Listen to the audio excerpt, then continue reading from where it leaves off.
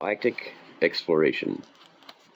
The Republic's expansionist period coincided with the foundation of the Republic itself. In 25,000 BBY, Coruscant assembled sundry states under the precepts of a single galactic constitution. The founding members, all within the core, included political players: Coruscant, Corellia, Duro, Alsakan, Kuwat, Alderaan; military strongholds: Axum, Esseles, or whatever, Annexes, and Rendili; emerging commerce hubs: Brental, Tapasi, Bahrain; and worlds important to the medical, diplomatic, and philosophical arts: Chandrila, Camus, Renal, and Shalkan. The Cetacean Herglics built up their own trading empire around Giju in the southern quadrant, but contact between the two civilizations remained minimal. As the Republic pushed deeper into the rim, trading stations and navigation buoys appeared as far out as the Kalarba, sparking the first wars with the Tion cluster in Hutt space. After its military success, the Republic swelled into more territory than it could immediately govern, because independent states were clamoring for inclusion as protection against the Hutts. The year 20,000 BBY marked the start of the Great Manifest period and the widespread colonization of the slice. Most of the slice's wedge in the colonies in Inner Rim had been settled by 2100 BBY, and by 18,000 BBY, the complexity of interstellar commerce necessitated the creation of the Bureau ships and services. Coruscant and Corellia took the choicest cuts from transactions occurring along the Limian trade route and Corellian run, prompting rising resentment from Alsakan. The first Alsakan conflict took place in 17,000 BBY, and what began as a shipping blockade ended in a shooting war. Boss legislation settled the matter, but the Alsakan conflicts would continue in abbreviated form for millennia. 17,000 BBY also ushered in the Indecta area, remembered for the influx of strange alien species taken in from the Rim territories. Some populations, such as Zexto Troikan, became helpless subjects of genetic experimentation by the mad scientists of Arcania. Others seemed unstoppable. In 15,500 BBY, scouts stumbled across a nest of star dragons near Morcana, and a misunderstanding between the two groups led to the Duanugoan contention. The fire-breathing beings laid waste to Coruscant's cityscape until Supreme Chancellor Valorian brokered a peace. The Kai Mudan era began circa 15,000 BBY, opening another boom on par with the Great Manifest period. Some of the galaxy's most prestigious starship manufacturers traced their origins to this era. When advances in hyperspace technology allowed odd branches of colonization to sprout up in the unexplored northern and southern quadrants, small pockets of space grew around Mantuine and Sestuine in the north, and Heptuine and Apluine in the south. The Herglic trade empire joined the Republic circa 13,000 BBY, bringing in a flurry of development around the Hidaki Pool, better known in later centuries as the mouth of the Rim trade route. Exploration took a backseat to conquest during the Pius Dia era, 12,000 to 11,000 BBY. Supreme Chancellor Contispex commissioned the first of many crusades against outlying alien cultures, undoing millennia of cultural integration.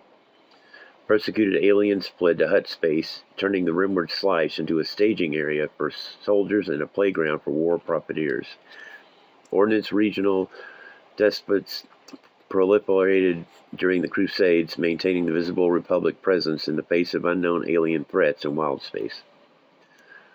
The Ductavus era, 11,000 to 9,000 BBY, is known as a time of rebuilding following the territorial losses of the Crusades. During the subsequent Reunitas period, 9,000 to 8,000 BBY, a Hutt even served as the Republic's Supreme Chancellor for a 275-year term. The Subterra period, 8,000 to 7,000 BBY, saw new mapping of the galactic southern quadrant, with colonies such as Malastare serving as anchors for short hyperlane snippets, dubbed Pradiums. Scouts also built the supply lines linking the galactic disk to the satellite galaxy of the Rishi Maze. These territories expanded the Republic's reach, but their inaccessibility promoted lawlessness in the Rim and an erosion of Coruscant's authority. This is believed to have contributed to the Dark Side uprising in 7000 BBY, known as the 100-Year Darkness. During the Mandarin period 7000 to 5000 BBY, a trio of discoveries stretched the boundaries of known space. The exiled Dark Jedi survivors of the 100-Year Darkness discovered the Sith Empire in the unexplored rim north of the Perlemian. In the southern quadrant, circa 5500 BBY, the Herglics and the Given linked hundreds of pre-existing pradiums to inaugurate the Rim trade route. Simultaneously, scouts from Corellia blazed the Corellian trade spine, adding yet another spoke to the Republic's network of super hyperlanes. Hyperspace in an alternate dimension, similar to subspace and outer space, accessible only through hyperdrive technology. By taking shortcuts through hyperspace, starships can cross light years in minutes. The journey is choked with hazards, however, since objects in real space project shadows of themselves into hyperspace. Perilous disturbances directly proportional to their creator object's mass and gravitational pull. Hyperspace is also riddled with eddies, currents, and inexplicable anomalies. At best, their phenomenon will force a ship into real space prematurely. At worst, the wreckage won't yield a piece large enough to make a positive ID for one's next of kin. So in other words, hyperspace is kind of like the ethereal realm. You can jump in and go to another part really fast. Okay, before coming back out into the real world. So, except in this case, you jump into hyperspace, which is like the ethereal realm. You advance quickly to another section, and then come out into the real world or real space, way far away. So it's very similar to, if you can think in D&D terms, it makes a lot of sense. Okay, clear and stable paths through hyperspace, known as hyper routes or hyperlanes, are the bedrock of travel, communications, and commerce. There is no standard nomenclature for hyperlanes. Many, from the Corellian Run to the Hayab-Twith corridor, are named for major star systems on the route for the systems they connect. Some, Maito's Arrow and the Hydean Way, honor scouts who played a major role in their discovery, and others, such as the Bath-Cree Trade Corridor and the Balmora Run, are acknowledgments of a route's popularity with spacers of a given species or a planet of origin. Following are noteworthy routes that have helped shape the settlement, commerce, and military campaigns of the known galaxy. So really, Star Wars, or magic exists in Star Wars. They just call it the Force. They call it hyperspace. There's ways, technological ways to access magical realms. Okay, the Koros trunk line. The first generation ships reached the deep core world of Koros during the pre-Republic era, finding carbonite that allowed crews to be preserved in suspended animation aboard dimensional drive sleeper ships. After the development of hyperspace, the route linking Koros and the Coruscant carried so much ore that it became known as the Carbonite Pipeline. The Perlemian trade route, one of the two super hyper routes, blazed after the development of the modern hyperdrive in 25,000 BBY. The Perlemian forms the northern border of the slice and linked Coruscant, Ossus, and the worlds to the Tion hegemony or something. Civilizations and colonies far up the Perlemian appealed for protection from Coruscant against the Tianese and Hutts, fueling a quick expansion for the young Republic. Succeeding generations extended the Perlemian segment by segment, and the route now empties in wild space at the galaxy's fringes. The Corellian Run, the other super hyper route founded in 25,000 BBY, the Corellian Run ensured the economic dominance of Corellia within the emerging republic and formed the southern border of the slice.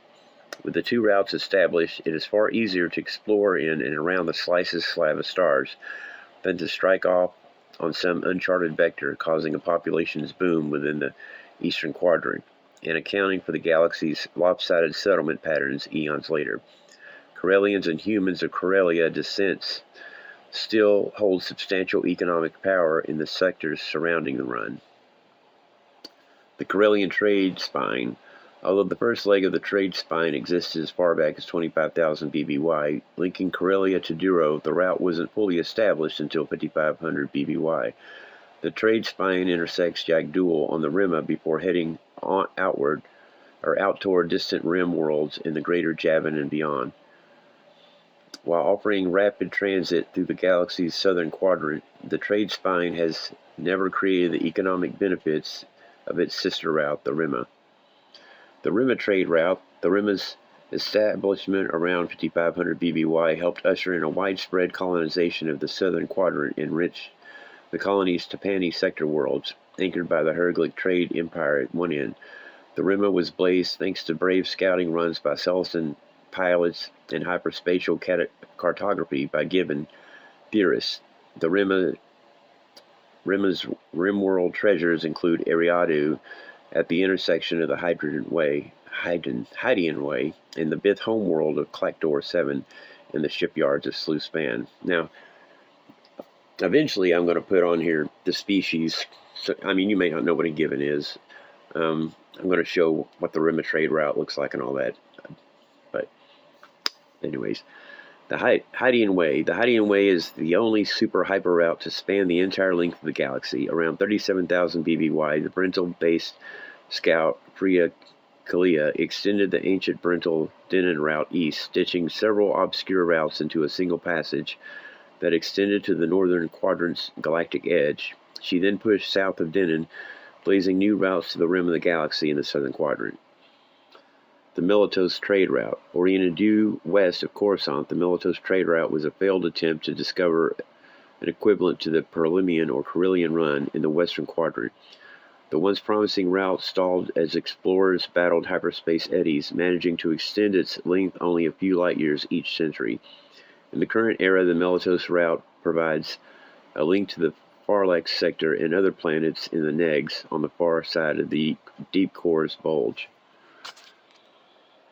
The Salen Corridor. The Salen is one of the oldest trade routes in the Outer Rim territories, originating with the mysterious lighthouse network of jump stations that the pre-Republic Tianese apparently inherited from the Rakata. The defiant stability of parts of the Salen have intrigued hyperspace theorists for millennia. While one of the Rim's longest routes, the Salen may also be one of its least valuable. It rises along the downtrodden Hutt-controlled worlds of the Outer Rim near Aduba, dips coreward to the touch of the outer edge of Hutt space, then retreats to meander through the backwaters of the ancient Tian. From there it skirts the Radamal void, crosses the Hydian at Bodachev, and empties among the underwhelming worlds of the northern quadrant. Sorry, I can't talk. The Braxant Run. The northern quadrant's most important route, the Braxant begins at Bandamir of the Hydian Way and twists a path west across the new territories through such systems as Kitaris, Cassander, Eris, or Tracy, Mutilis, and Bastion. Zabrak scouts have extended the Braxant beyond the Rump Empire into the unknown regions. Given enough credits, they'll sometimes sell their route data to brave traders. The Trailus route spans more than 25,000 light years from the Centauri's to its endpoint at Enarch. It forms one leg of the infamous Spice Triangle with the Deathwind Corridor in the windward length of the Carillion Run. Travel along the so-called Hutt Highway is slow, and the route is frequented by smugglers, pirates, and worse. Law-abiding spacers avoid the trailers, but many down on their luck starhoppers have made a career along its length. The name of the corruption of the Huttis Utamian Pancapola or something. The route connects the financial hubs of the expansion region with the heart of Hutt space. The Utamians' history suggests that, if not for a supernova, the Hutt story might have taken a very different turn. Beginning at Gendine around 12,000 BBY, scouts bridged the gap between the young Republic and Hutt space, forging a route to now Hutta. Thriving trade turned Narshada into a boom world, but the curved supernova rendered the Utamian unnavigable around 4,000 BBY. Eutomian was eventually knit back together but never regained its previous importance. Nar Shaddaa was quickly eclipsed by the spaceports of the Corellian Run and became the galaxy's foulest shadowport. Okay, this is the last one. The Gandriel-Fondor hyperlane. Among spacers, few secrets are valuable as the navigational data unlocking a military supply route. Within the military, few secrets are closely guarded. Besides their strategic value, military routes are often established, ceding real space with S-thread boosters, a horrifically expensive undertaking. One such route connected the shipyards of Fondor with Gandriel, a fortress world on the Corellian Run and the core used by the Empire as a checkpoint for bulk freighters bearing raw materials.